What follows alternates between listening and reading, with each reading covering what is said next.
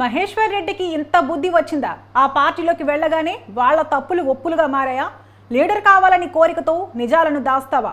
పేపర్లో పేరు వస్తే చాలు అని మహేశ్వర్ రెడ్డి అనుకుంటున్నాడు. ఎక్కువ మాట్లాడితే పెద్ద లీడర్ అవ్వరు, వాస్తవాలు మాట్లాడితే పెద్ద లీడర్ అవుతారు. తడిచిన ధాన్యాన్ని కొన్న ప్రభుత్వం ఏదైనా ఉందా అని జీవన్ రెడ్డి ప్రశ్నించారు. సివిల్ సప్లై డిపార్ట్మెంట్ ఇంత అప్పుల్లోకి పోవడానికి కేంద్రం కారణం కాదా అని దుయ్యబట్టారు.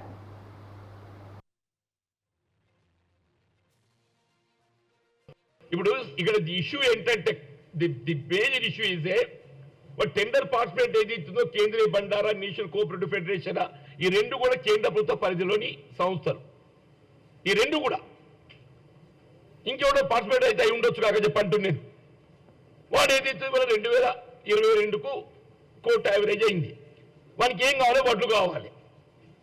ప్రభుత్వం నోటిఫై ఏం చేసింది? సివిల్ సప్లైస్ కార్పొరేషన్ పలానా మిల్ల గింతుంది, పలానా మిల్ల గింతుంది అని చెప్పని నోటిఫై చేసింది. ఆ మిల్లుడు ఏం చేయాలి? వడ్లు పెట్టాలి. ఆ మిల్లుడు ఏం చేయాలి? వడ్లు పెట్టాలి. వాడు వడ్లు పెట్టలేక ఏదైతున్నదో వీంతో బ్యారేజ్ చేసుకుంటే ఎవడైతే టెండర్ పార్టిసిపేట్ అయిందో వాడు బ్యారేజ్ చేసుకుంటా లేదా ప్రభుత్వంగా పట్టగలిసిపోయాడు ఏమిటి నాకు అర్థం కాదు. The issue is the paddy. Issue is paddy.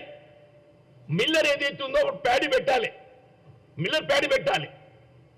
Paddy కొంత డ్యామేజ్ అయి ఉంటుంది. నేచురల్లీ సంవత్సర కాలం గడిచింది కాబట్టి ఇవాళ మద్దతు ధర 2700 ఉంది ఉదాహరణకు.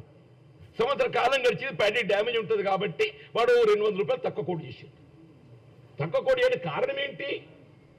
ఇవాళ మద్దతు ధర 2700 ఉన్నది, వాడు కోడ్ చేసింది 20-22 యావరేజ్ కోడ్ చేసింది అనుకోండి అన్న.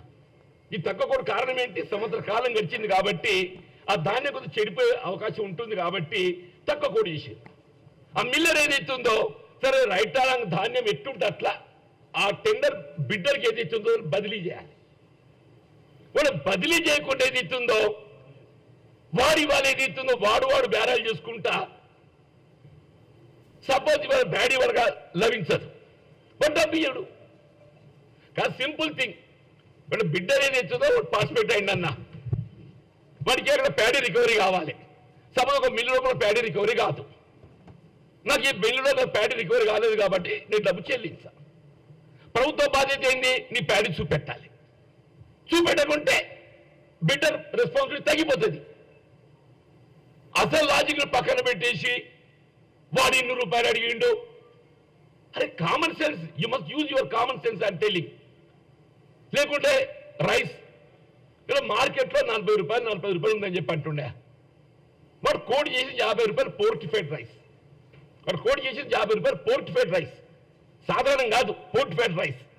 అండ్ ట్రాన్స్పోర్ట్ భారం వాడి మీద ఉంటుంది, గన్ని భారం వాడి మీద ఉంటుంది. ఇదంతా ఉండగా 50 కోడ్ చేసిండు. And this is also not